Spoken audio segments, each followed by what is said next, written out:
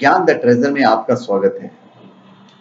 और हम आपको बताएंगे कि अर्जुन को 12 12 वर्ष का जो वनवास हुआ था उसमें उनको अकेले ही क्यों जाना पड़ा था। महाभारत की कथा में आता है कि अर्जुन को एक बार एक नियम तोड़ने के कारण अकेले ही 12 वर्ष वनवास जाना पड़ता है। आइए हम आपको बताते हैं कि आखिर क्या था वो नियम और क्यों तोड़ा था अर्जुन ने वो नियम। अज्ञातवास के दौरान पांडवों का विवाह द्रौपदी से हो जाता है। अज्ञातवास समाप्त होने के बाद वो सब वापस इंद्रप्रस्थ लौट आते हैं। इंद्रप्रस्थ में राज्य पाकर धर्मराज युधिष्ठिर अपने भाइयों और द्रौपदी के साथ सुखपूर्वक रहने लगे। एक दिन की बात है, जब सभी पांडव राज्य सभा में बैठे थे तभी नारद मुनि वहां पहुंचे। पांडवों ने नारद मुनि का आदर सत्कार किया। वहां द्रौपदी भी आई और नारद मुनि का आशीर्वाद लेकर चली गई।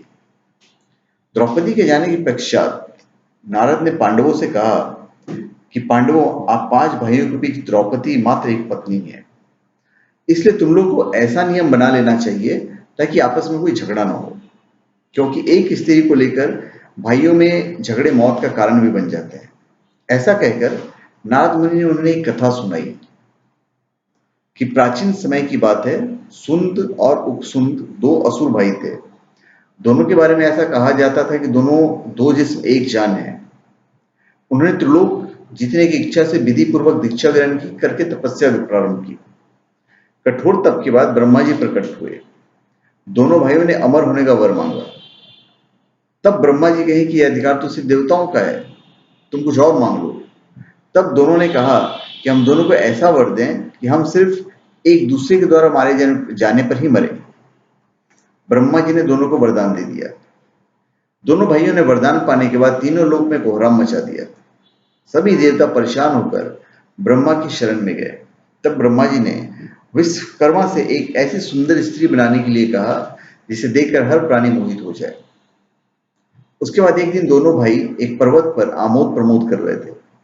तभी वहां तिलोत्तमा, विश्वकर्मा की जो सुंदर रचना थी, कनेर के फूल तोड़ने लगी। दोनों भाई उस पर मोहित हो गए। दोनों में उसके कारण युद्ध हुआ। सुद और उपसुंद मारे गए। तब कहानी सुनाने के बाद नारद बोले, इसलिए मैं आप लोग को एक बात कह रहा हूं। तब पांडवों ने उनकी प्रेरणा से प्रतिज्ञा की कि एक नियमित समय तक हर भाई द्रौपदी के पास रहेगा। एकांत में यदि कोई एक भाई दूसरे भाई को देख लेगा तो उसे 12 वर्ष के लिए वनवास जाना होगा।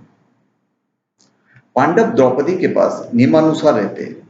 एक दिन की बात है, लुटेरों ने किसी ब्राह्मण की गाय लूट ली और उन्हें लेकर भागने लगे।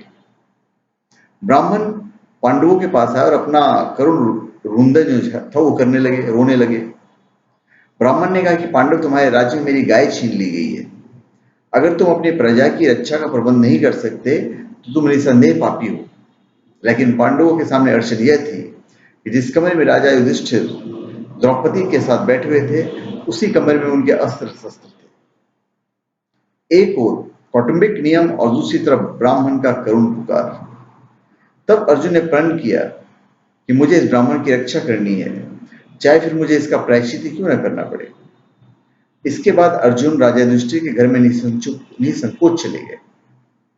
राजा से अनुमति लेकर धनुष उठाया और आकर ब्राह्मण से बोले कि ब्राह्मण देवता, थोड़ी देर रुकिए, मैं अभी आपकी गायों को लौटा के लेकर आता हूं।